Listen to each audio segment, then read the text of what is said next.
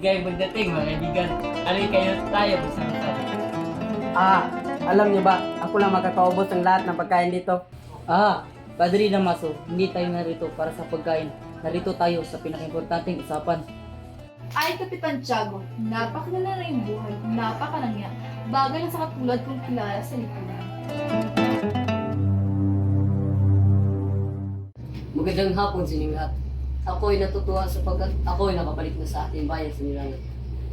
Nais ko siyang ipakilala sa inyo ang anak ni Don Rafael Ibarra. Nakabalik na pala ang anak ng isang iri at filibustero na si Crisostomo Ibarra. Herehe at filibustero, anong ibig sabihin mo, Padre Damaso? Hindi mo ba alam na yung ama ay isang iri at filibustero? Senyor Ibarra, ikinalulugin kong makita ka muli. Maligayang pagbabalik. Maraming salamat, Tiniente. Mabuti at narito pa rin kayo. May kailangan kang malaman tungkol sa iyong ama. Si Don Rafael ay mabuting tao. Ngunit hindi lahat ay naiintindihan ang kanyang katapatan. Anong ibig niyo sabihin, Tiniente? May nangyari ba sa kanya? Tinulungan ng iyong ama. Ngunit ang pangyayari ay pinuloktot. Ipinaratang sa kanya ang pananakit at pagpapatay. Siya rin ay pinagbintangan na ire at filibustero. Hindi yun totoo. Alam ko ang aking ama. Hindi niya magagawa ang ganong kasamaan. Alam ko, pero sa kulungan siya tuluyang namatay. Hindi dahil sa sakit, kundi sa sama ng loob at kawalang katarungan. Kawalang katurungan. Kailangan kong malaman ang buong katotohanan.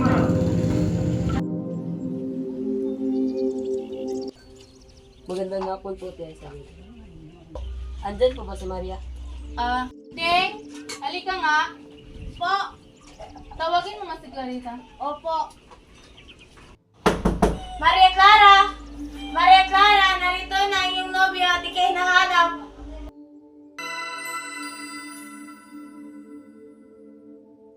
Talaga ba?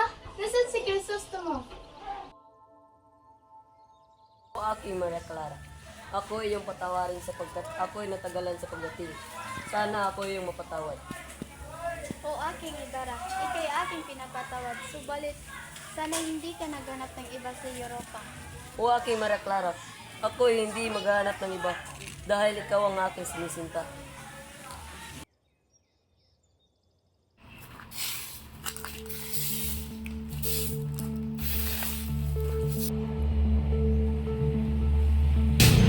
Magandang umaga, Ginawa. Magandang umaga din dito. Ano ay naipag-release ko sa inyo? Ari ko bang malaman kung may napansin kayong puntod na may malaking cross? Malaking cross? Nung nakaraan ay mayroon ditong isang malaking cross. Ngunit itutusan kami ng kura na ilipat ang labi ng libingan ng mga isip. Sinong hanganan nag-utos sa inyo nun? Ngunit sa kasamang palad ay naaksidenteng naitapon ang labi ng iyong ama sa ilog sa kadahilanan napakalakas ng ulan ng araw na iyon. Isang kabaliwan ang ginawa ninyo.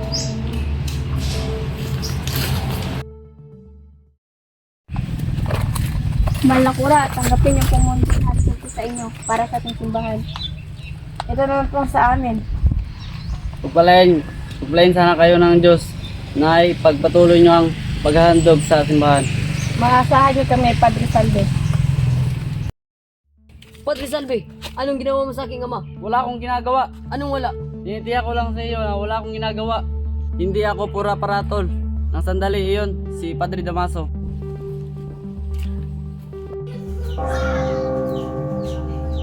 Bayaran mo na, kaka. Yung sinasabi nilang ninakaw ko, bayaran mo na, kaka. Kapag binayaran ko yon, walang kakanin si Inang. 2 piso lamang sasahurin ko sa buwang ito. Makatlo na akong minumultahan. Ang 2 unsang ninakaw mo, sabi ng sakristan mayor, ay katumbas ng 32 piso. Mabuti pang ang ninakaw ko na iyon. Ang sabi ng kuray, papatayin niya ako sa palo kapag hindi ko nailabas ang ginto. Kung talagang ninakaw ko iyon, ay mailalabas ko. Kung maniwala si Inang, ikaw na ang bahala magsabing ang sakristan mayor ay nagsisinungaling. Sinungaling silang lahat. Sinabi nilang magnanakaw tayo sapagkat ang ama natin ay isang manunugal.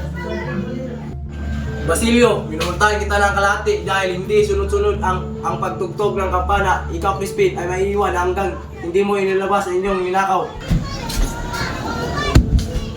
Kaka, papatayin ako!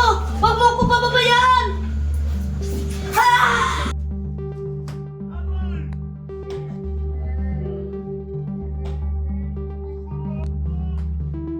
Inay! Inay! Basilio, anong nangyari sa iyo, anak?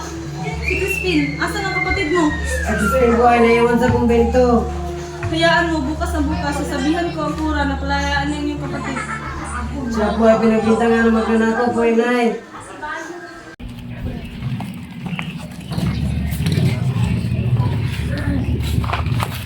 Para saan yan ang daladala mong ginang? Para to sa kura. Nais ko lamang siyang makausap sapagkat ang anak kong si Crispin ay hindi pa nakikita simula kahapon. Ikaw pala ang ina ng magnanakaw. Si Crispin, pagkatapos magnakaw, nakuha pa niyang tumakas at lumisad. Sa katunayan ng aking mga nadinig ay pumunta ang mga gwardiya sibil sa iyong tahanan. Ang mga gwardyang sibil?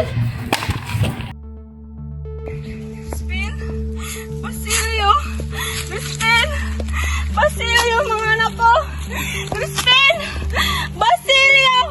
Asa na kayo?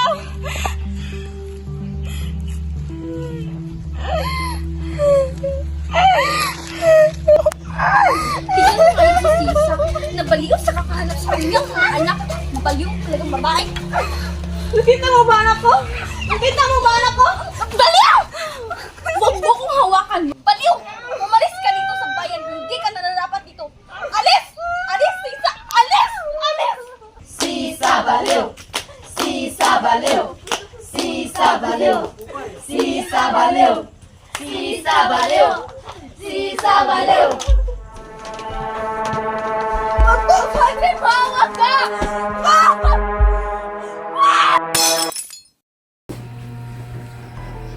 Kamusta na kaya ang labi ng iyong ama Ibarra? Saan kayang dagat napadpad? Wala kang karapatan na insultuhin ng aking ama. Tama na yan, Crisostom mo. Paumanin, Maria. Tumututol ako sa kanilang kasalan. Magandang hapon sa inyo, Padre Damaso. Narito kami para pag-usapan ang pagpapakasal nila Alfonso at Maria Clara. Hali kayo't umupo. Sabihin mo ang dapat sabihin. Padre Damaso, narito kami upang pag-usapan ang ating pinag-usapan kahapon. Tunay nga ang napakaganda mo, Binibini. At tungkol sa kasal, gusto kong ikaw ay aking mapapangasawa. Nais ko lamang magpakasal sa aking tinatangi at yun ay si Crisostomo Ibarra. Ngunit ito'y gusto ng iyong ama. Ito'y gusto nila, subalit hindi sa atin o di kaya ako. Ayaw kita maging nobyo. Maria Clara, kamusta ang iyong pag-uusap ni Linares? Sige, Isabel, ayaw kong maging nobyo si Linares. Gusto ko lang si Crisostomo. Ngunit ito'y gusto ng iyong ama at wala akong magagawa.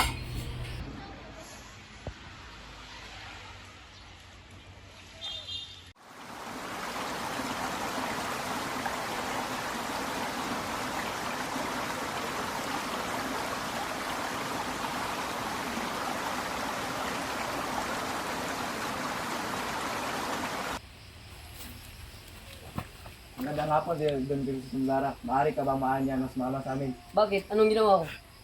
Ikaw ang tinuturo nagsimula ng gulo.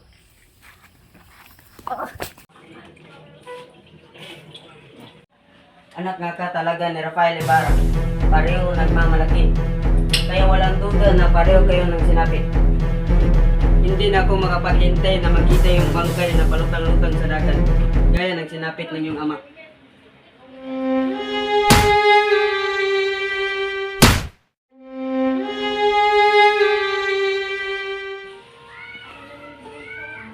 kang mag-alala, Crisostomo Ibarra.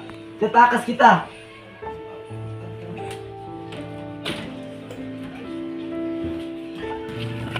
Salamat, Ilyas. Maria! Maria Clara! Bini, si Ginoong Crisostomo Ibarra. Siya nga, Ibarra. Paano ka nakatakas? Tinulungan ako ni Ilyas makatakas. Kamusta ka, mahal ko? Ayokong magpakasal kay Alfonso, ngunit napilit si Ama. Ikaw lang tanging mahal ko, Crisostomo. Hihintayin kita. Hindi ako papayag na may kasal ka sa iba. Akin ka lang, Maria. Sayang sa'yo lang ako, Ibarra.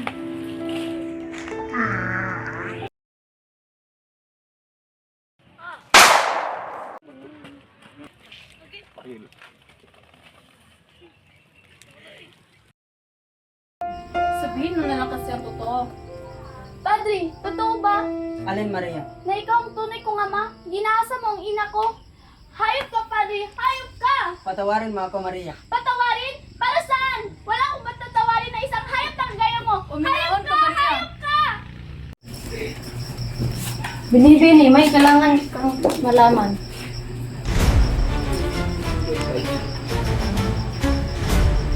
Hindi! Hindi maaari! Hindi papatay si Ibarra! Nangako siya sa akin! Nangako siyang babalikan niya ako! Nangako siya!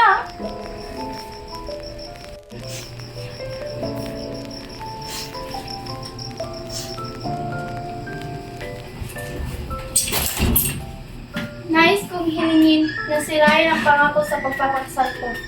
Ngunit bakit? Patay na ang taong gustong pakasalan ng puso ko. Paumanin aking anak. Hindi ko kayang mawalay ka sa aking piling. Nais ko lang kung ano makabubuti para sa iyo. Ang pangit na naman ng araw ko. Mas pangit ang araw ko na makita ko ang bruha mo mukha. Sinong bruha? Mas bruha ka sa ating dalawa. Tumahimik ka nga bruhang labandera. Mahimik ka kayo para kayong mga bata. Halika na, Konsolasyon. Halika na, mahal ko.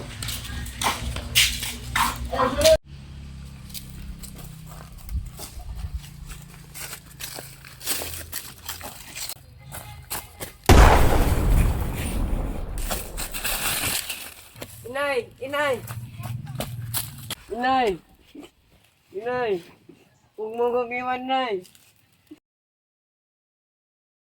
Inay!